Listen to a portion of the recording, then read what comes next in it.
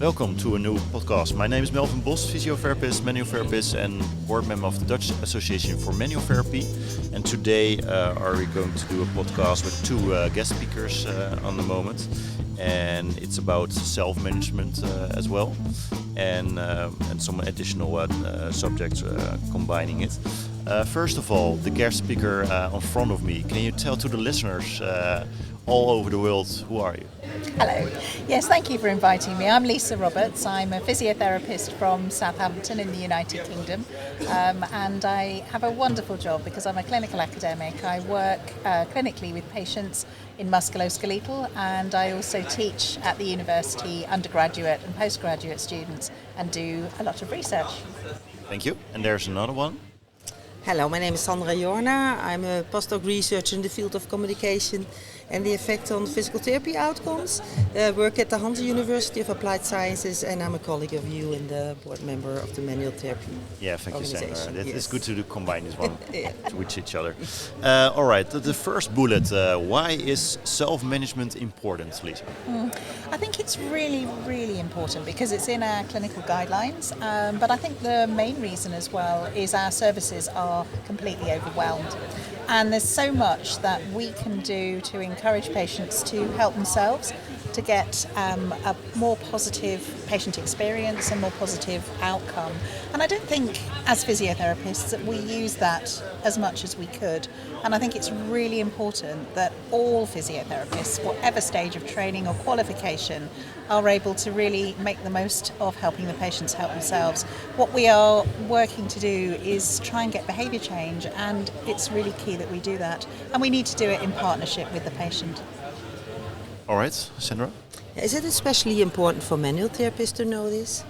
I think it's important for all therapists, but particularly manual therapists, because in the sessions that we have together, a lot of our time is spent doing either demonstrating exercises or helping patients to undertake those, but also putting our hands on and doing skills. So our time together is really precious, but very, very packed, and we can't always give all the advice and information that we want to. So I think that's why it's important that we help the patients to do that outside of the session and keep it going between the sessions. So when they come in, they've come a long way since our first session.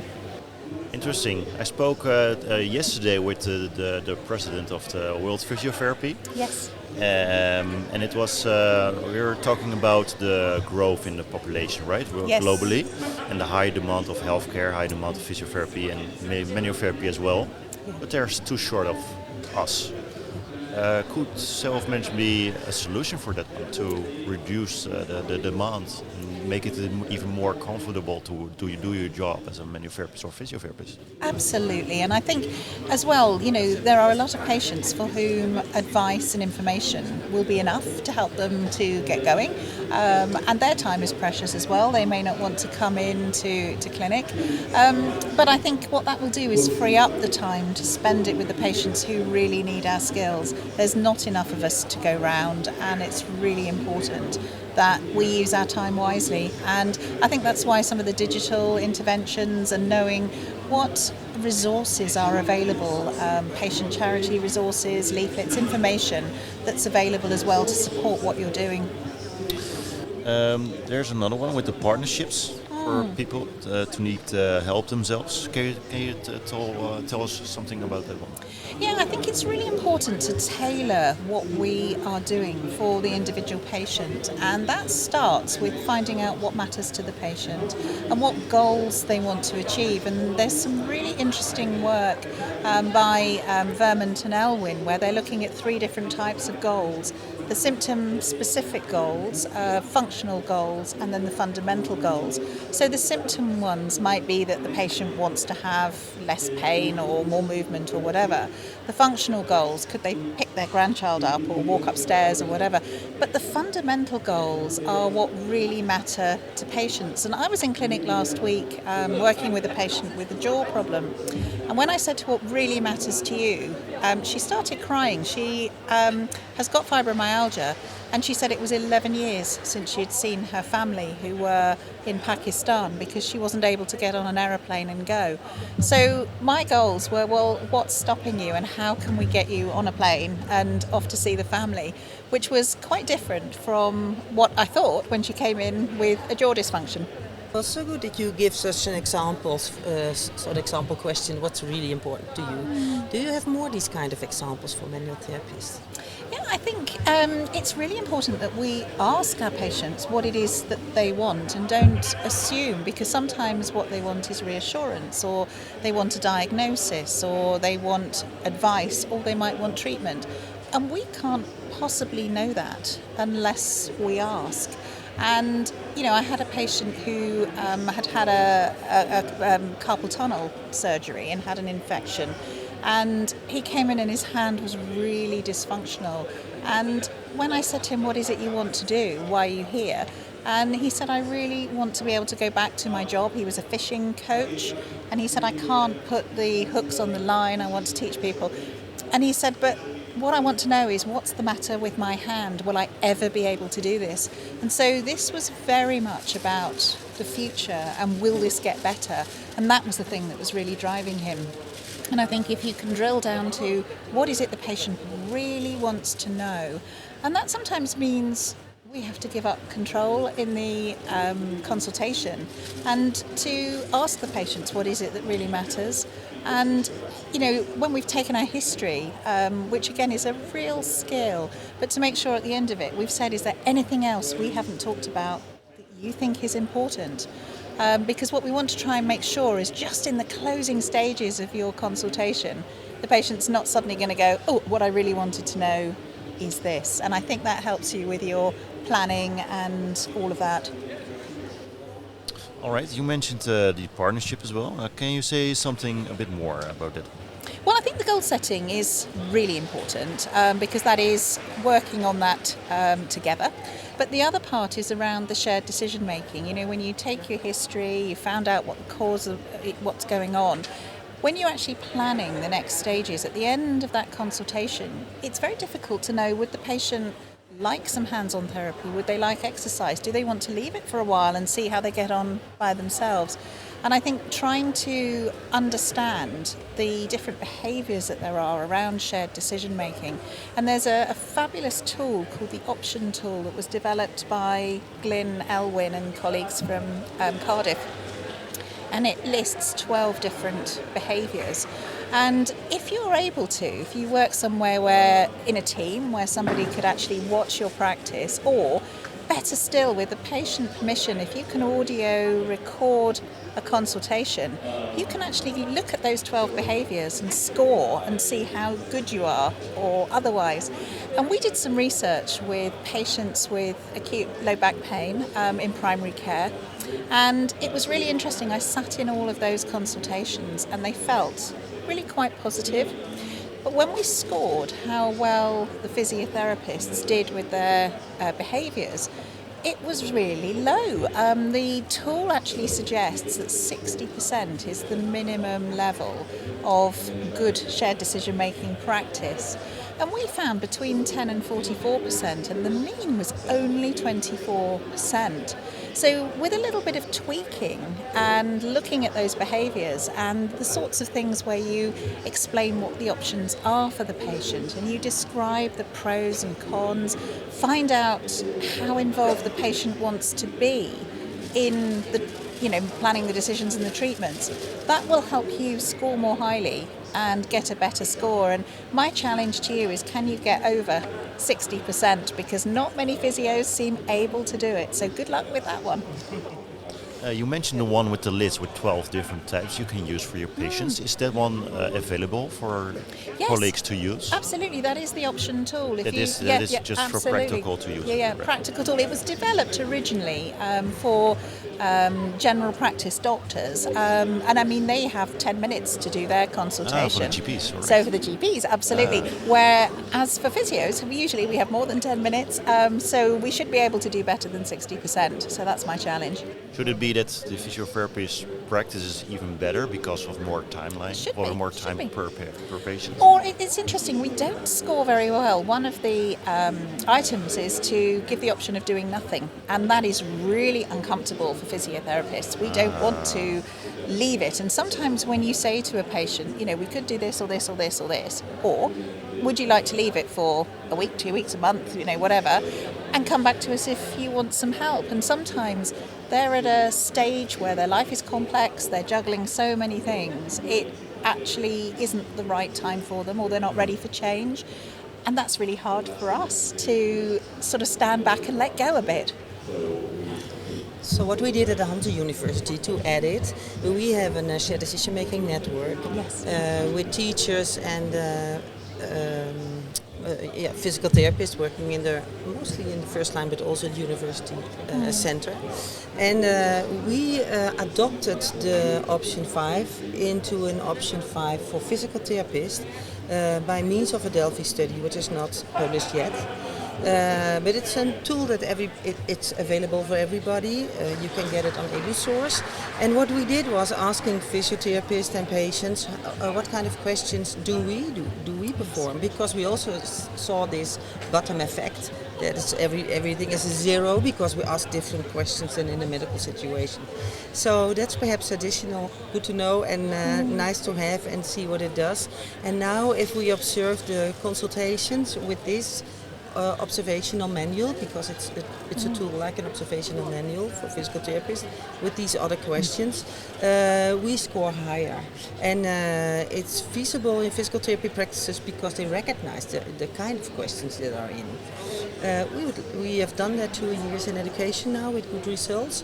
We will publish about it, but it's not done yet. It's the next step. Yeah. Very good. All right, let's get further even more. There are different types of goals with this one. Yes, we've talked about the symptom-specific ones and also the functional ones and the fundamental. But the work by Verwin and Elwin is very much about start with the fundamental. Those are the most important ones. So definitely I would encourage that. So sounds as if communication is key to self-management? Absolutely, yeah. And that comes from your skills as a therapist in taking a good history. And that starts with the sort of questions that you ask. And I really encourage you to think about using the TED questions, the tell me, explain to me, describe to me type questions, because you find that you're asking fewer questions and getting more information. And sometimes when I work with students and they're talking to a patient who perhaps fell over, and injured their knee or whatever, and they start off with, well, where were you? Well, you were in the supermarket. What happened next? Where did you go? Did you go to A&E? And it's questions. And actually, sometimes if you sit back and can you tell me what happened to your knee? The patients will talk for, the literature suggests, up to 92 seconds, and it's the one time in the consultation that they will tell you, yes, it's about my knee, but it's also about other things. And, a while back I was with a colleague and he had a difficult encounter with a patient who was quite angry, had a lot of back pain. And when he said to me, you can see him. So when I saw this patient and I said to him, can you tell me about your back pain? And he told me about how his back was injured and everything else. And then he went on to tell me about what had really triggered it was seeing his best friend be murdered. And it was all of that was just incredibly powerful. And when I came out, I said to my colleague, God, that was what he's been through. And he just looked at me really blankly and had not been able to get that from the patient. And having that moment when you can give the patient the control, and actually it's so many other psychosocial factors were so relevant to that patient, and he did really, really well in the end, I'm delighted to say. But it is important to give the patients the time and the space.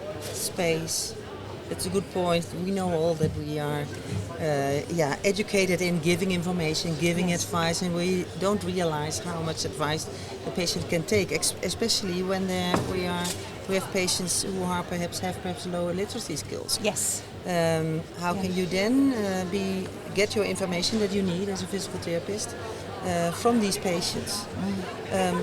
So in my case, we did a project which is called Common Action, on patients with lower health literacy. We develop tools for physical therapists for the diagnostic process. It's about pictures. And it's about not telling that much. Yes. And we did a feasibility study, and there was one physiotherapist which told me, and I find it good to hear, and perhaps it's good for the other ones to know. She said, I don't give advice anymore. I wait till the patient asks me something, and then I give the advice. Perhaps, I found it really remarkable. That's a good one, I think. Yeah. Even more patient-centered, right? Yes, absolutely. We have a model that we try and use, which is the ask, offer, ask. And that is, you ask the patient, would you like me to share some ideas? Because if they don't want it, well, you're wasting your breath. Yeah. And then if they say, yes, can you tell me about this? Or find out what they've already been told. You know, I had a patient come in carrying this huge bag full of, it was a lever arch file, crammed full of sheets of exercises. And when I said, what's all this? She said, oh, this is what I've had over the years from physiotherapists. And I said, well, can I ask how many of these you're doing? And she said, none. So it's really important to find out what it is they want and then ask about, can you think of any barriers or difficulties, anything that's going to stop you, doing this in your busy daily life? Because it's no point in us giving all this information if they're not going to use it. The question with the communication is key to self-management. Your answer was yes. There's also something with the TED questions. Yes, the tell me, explain to me, describe to me questions. They give you so much more information. It's short. Yes. I was thinking about TEDx, but that's something else. No. The TEDx questions. That was in my mind, but it's a different one. A different one. All right. There was another one from RD's different types of feedback, with the effective ones, the cognitive ones. Yeah, that's about reassurance, and I strongly recommend have a look at the work by Tamar Pincus if this is something that you're not as familiar with. In 2013 in Pain, she published a really lovely article where it was looking at two different sorts of reassurance. One is the affective, which is the sort of empathic statement, you're doing really well, kind of general feedback and encouragement. And what they found in that was really helpful for improving patient experience, but it made no difference at all to outcome.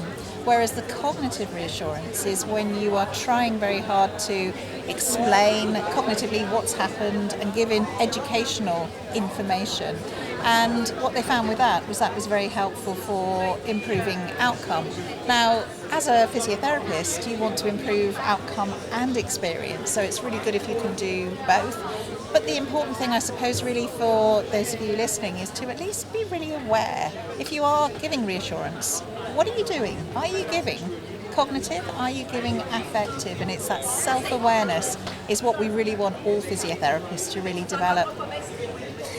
So good to hear. And do you have a kind of examples? Which kind of questions or which kind of phrases could a manual therapist then apply? Yeah, I think a lot of it links to behaviour change, and we want our patients to go and make changes to their behaviour and adopt more healthy lifestyles and so on, and we all know how hard that is. And there are the 6 stages, and the reassurance is when if somebody comes back and they have had an improvement and they've been able to perhaps walk further or do more, then it's really important to you could say at that stage, here's some effective, well done, that was really good, let's encourage you, what are you going to do next? If you wanted to go at a more cognitive level, it could be, so that's great, what did you experience because of that? Why do you think that happened?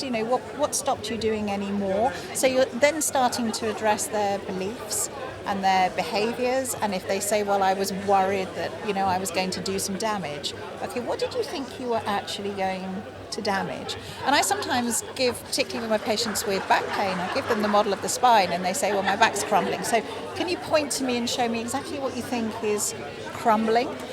Because I find that really helpful to try and understand what their understanding of the situation is so that we can then start to address those beliefs, and that comes out a lot more through your reassurance. So the key point is kind of less giving the space even more to the patient. Absolutely. So then you can have a clear view of the beliefs of the patient about their problems, the way they're managing it. as well. Absolutely. I mean, we teach our physiotherapists in training, don't we, to take a really good history. And, you can't start thinking about what might have happened unless you've got a really clear history of the injury or the incident. And it's the same with understanding the patient's beliefs, because if we don't know what they believe, then how can we tailor our advice and our support? And if they are starting from a point, for example, of real fear, where they don't want to do anything, I think, the most deconditioned patient I ever saw was a gentleman who came into clinic in a wheelchair, pushed in by his wife. And when I said to him, how did we get here? 22 months earlier, he had an episode of back pain. And his GP had said to him, rest until it's better. And we were 22 months later. He still had his original back pain, but he was almost unable to stand. It was horrendous. And all of that was the power of words of, rest until it's better. And he thought he was doing the right thing. And every time he tried to get out of bed or do anything, he was in this horrendous pain. And it was extraordinary. So to start trying to unpick those beliefs. And eventually, in actually quite a short period of time, he got into the gym. He loved it so much. He ended up with gym membership. We got rid of the wheelchair and he did well. But it was really important to get across for him. The real issue was, I'm doing damage and I'm fearful that if it hurts this much, something must have been missed. What advice do you have for the physiotherapists and manual therapists to improve their self-management skills? I think the key thing I would say to all of you is, how much time have you invested in developing your communication skills? As physiotherapists, we've already got a great set of skills, but we don't always use them as well as we might. And you could be the best manual therapist in the world, but if your communication skills are poor, then you're never going to get the best results with your patients. So my challenge to you is, how much time since qualifying have you spent or invested in developing your communication skills? And so they are great topics for in-service training sessions.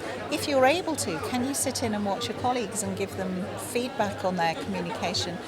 Those things are really important. If you are able to audio record, you can measure your shared decision making, you can measure your TED questions, you can see what sort of reassurance you're giving. Just to be sure, not TEDx, but... No, TED. Tell me, explain to me, describe to me. No TEDx. So you can really develop those skills. And it's ongoing. Nobody ever has the perfect communication. But if we can be so much more aware of what we're saying and how we're saying it and get that feedback, we can all improve our practice and work towards what we're trying to do is get the best outcome we can for our patients, but also ensure that they have the best experience. We can't always solve everything, but we should always 100% make sure that the patient has that positive experience.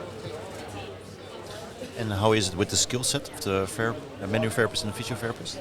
Yeah, I think the skill set, it's a great skill set because we have the ability for all the verbal skills that we have, but also the non-verbal. We have the ability to touch, and that is such a powerful and beautiful skill.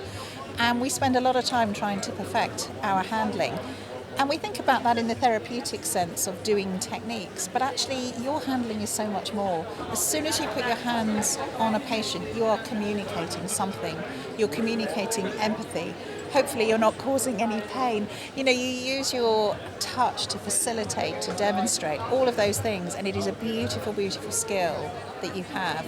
And that's why we need to really make sure that we have excellent non-verbal as well as verbal communication skills.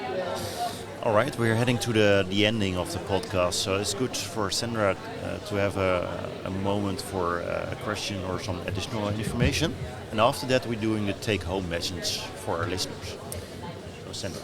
Yeah, thank you very much, Lisa. And especially your emphasizing the hands-on techniques of the manual therapist, which is typically for manual therapists compared to perhaps physical therapists, and the power of that, and the power of communicating the right things because you are so nearby the patient and empathizing through your touch. That's really important and really opened my eyes. Thank you very much. Thank you. All right, Lisa, do you have a take-home message for our listeners about this subject? Or Something you want to share with us? Okay, I think the most important thing is really invest time in developing your communication skills. And sadly, the patients are not necessarily going to remember every word that you've said. And I think we've talked about less is more. But what they will remember above everything is how you've made them feel. And that will be through your communication, through your handling, through your touch and all of those things. And while they might be one of many, many patients you've seen that day, you have been their whole consultation. And therefore, it's really important to think about them as an individual and tailor what you do. So good luck. All right, thank you. On behalf of the Dutch Association for Manual Therapy, we would like to thank you for your joining in with this episode. So Thank you for having me. Thanks a lot. A very interesting subject, very important as well. And we would like to thank the IFOMPT organization as well for giving us the support for recording this one live on stage on the location in Switzerland, Basel. Thanks for listening to this podcast. If you want to know more about IFOM, go to the website ifom.org. If you want to know more about SVOMP, go to svomp.ch. Are you a Dutch colleague and want to know more about the Dutch Association for Manual Therapy? Please visit our website. If you're not a member, become a member. Together we can shape the world of manual therapy. Have a nice day.